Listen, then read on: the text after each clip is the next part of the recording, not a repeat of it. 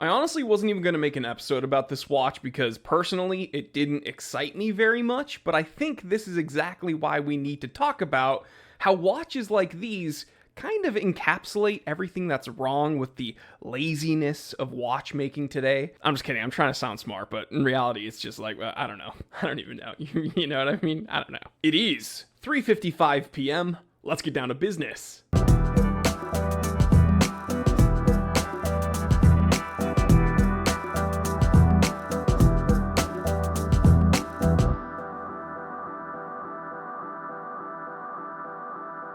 This episode is brought to you by the Time Teller Shop, my very own store. We're running a very large promotion this month. Use the coupon code LUCKY and save yourself some money. People love it. People have been begging for it. People have been clamoring for it. A white dial Speedmaster. Finally, after decades and decades and decades, Omega just gave the people what they want, and the people love it, right? It looks nice. It's sharp. The contrast is incredible. The media shots are just perfection. Looks like a great watch. Would I choose this over my Speedy? No. Is it nice? Yeah. Is it something we should all be freaking out about?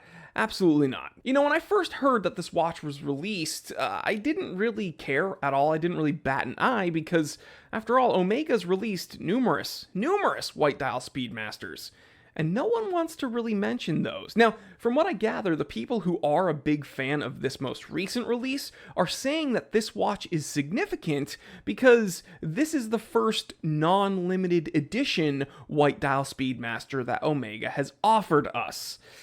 I don't know about you, but I don't really feel comfortable applauding Omega for finally not making a limited edition watch. Like, they probably should have stopped making limited editions years and years and years ago, so I don't understand the victory lap at all. So this begs the question, are watchmakers getting lazy? Are they kind of resting on their laurels, doing a victory lap after releasing just a simple dial color option, and a very, very basic one at that? I hate to say it, but yes, that's exactly what's going on. Now, if I had to give Omega some credit here, executing upon a simple design properly isn't as easy as you'd think, so they did a very good job in that regard. But I'm also not impressed by a simple white dial Speedmaster, because after all, there's been numerous white dial Speedmasters. But maybe I just don't get it, and perhaps I'm just being a thick-headed snob. Let me know in the comment section below, and I will catch you there. Stay happy, stay healthy, stay blessed. I'm Jory Goodman, the Time Teller, and always remember, I didn't invent time.